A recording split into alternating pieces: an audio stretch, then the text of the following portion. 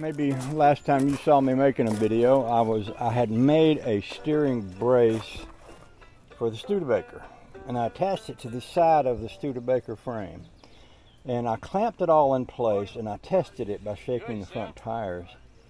The vibration was still there, and it's hard to see it and shake the tires at the same time, so I set my cell phone up underneath it and shook it, and I could tell that even with the brace on there, the frame is moving just a little.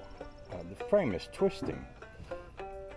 So in order to keep something from twisting, very often something like this, if you've got an angle that goes both ways, it won't twist both ways. This is something you run into sometimes when you're doing woodworking. If you lay a board one way, it won't twist the long way, but it'll twist the other way. So sometimes you put a corner board in. Actually, they do this in houses. Very often they put like two boards facing one way, two boards facing the other way, and a block in the middle to keep that corner from twisting. Well, this is a similar possibility right here. What I want to do is cut this so that it fits over the frame, and I'm going to need to take all but 2 inches off of one side, and I'm going to need to cut it 18 3/4 of an inch, and then fit the long side on the outside of the frame and the short side on top of the frame, and then attach that. So what I'm going to do is move this into my workspace in here, and that's pretty heavy, that takes 2 hands, and get it set up here and get my measurements and get all of my tools out of the way. I don't think I need this metric one, or let's see, now that one is standard, so the standard one is the one I'll use. So I can put this metric one back over here with my Allen wrenches. So I'm going to cut well, maybe I'll leave the camera running just while I carry that over here. I'll help you get a sense of how heavy that is. I'm going to set my drills back over here. Set my hammer over here. I'm going to take measure and leave these little pieces here. Flashlight.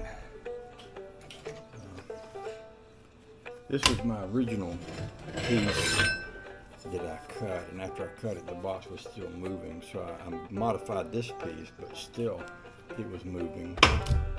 And now I'm modifying it again to try to stop that twisting movement. So I think I'm going to set my piece right there.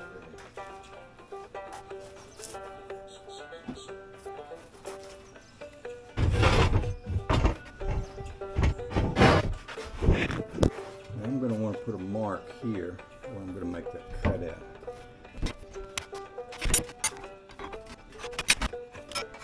Now I'm going to go 18 3/4 from there. Now this piece here will get cut off because I'm going to take my 2 inches off of this side.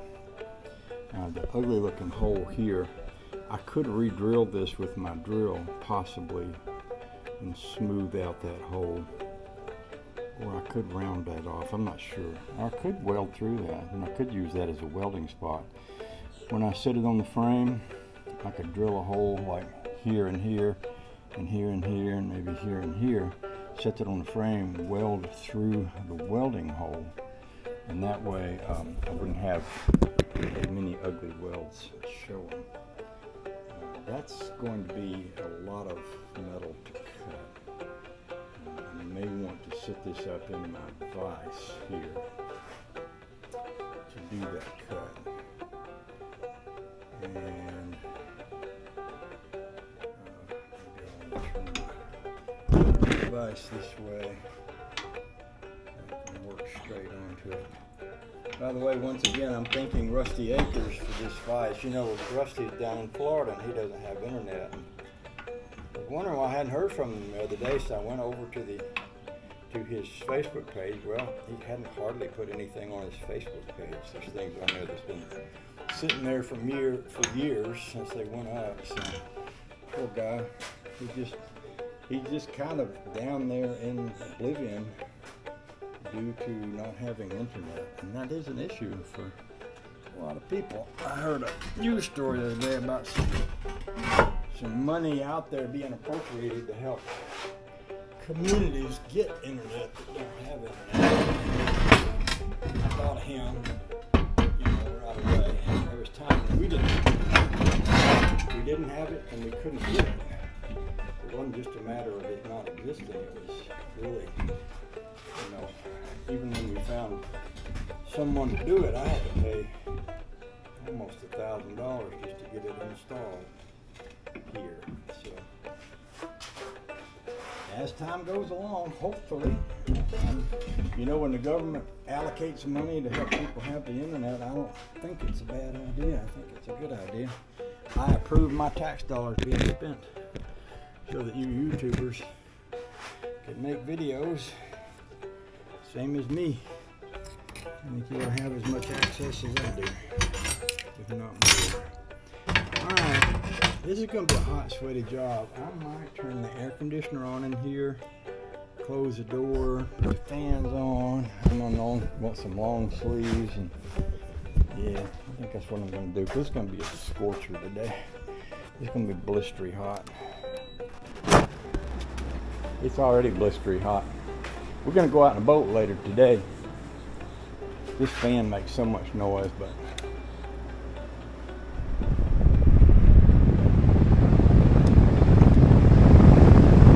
wouldn't be so bad if I just ran it on low.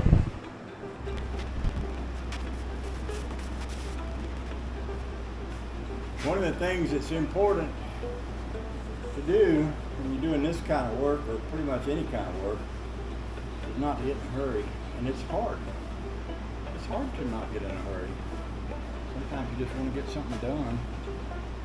And it takes sometimes a lot of effort to slow yourself down. And do it without getting excited or impatient or anything like that. A little bit of a challenge, but it's worth it. You do better work if you keep your patience about it. That's true if you're a doctor too. You do better work if you have more patience. Maybe that's not true. I might have made that up. Okay.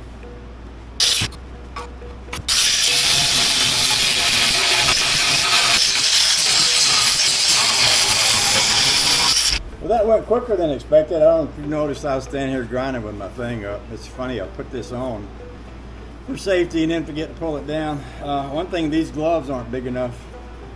I'm cooking my thumb, heating up that rubber on here. I need to go get my bigger gloves. And I also need to wash this thing because I can't see through it all that well. So I'm going to cut the camera off while I do all that, and I'll be back.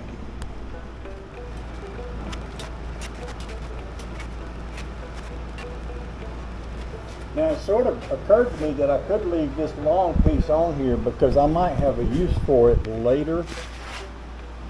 So instead of cutting this and then cutting that, I might just swing this around and cut this long piece off first and then cut this part off. So this part down here is the part I'm going to be using. So I think I can do that.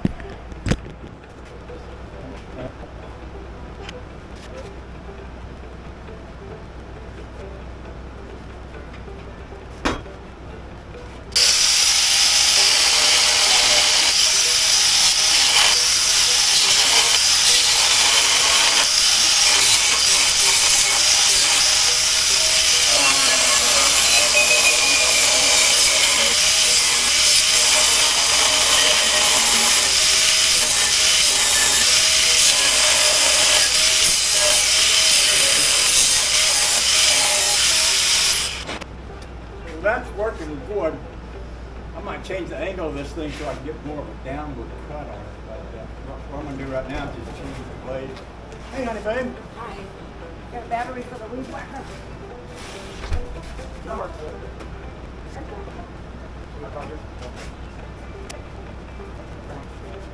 I'll see how far this goes. I'll be back.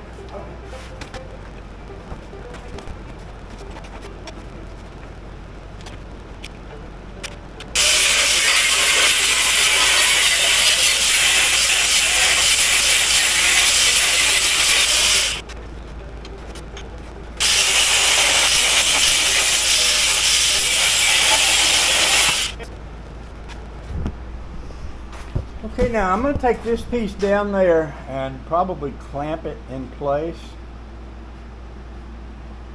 And then I'm going to see if I can tell if this stops the frame from twisting. I'll probably need my phone and a flashlight, and I might even need that other piece. What I may do is clamp this to the frame, clamp that other piece onto this, put a bolt into the steering box, and then wiggle it and see. We'll see.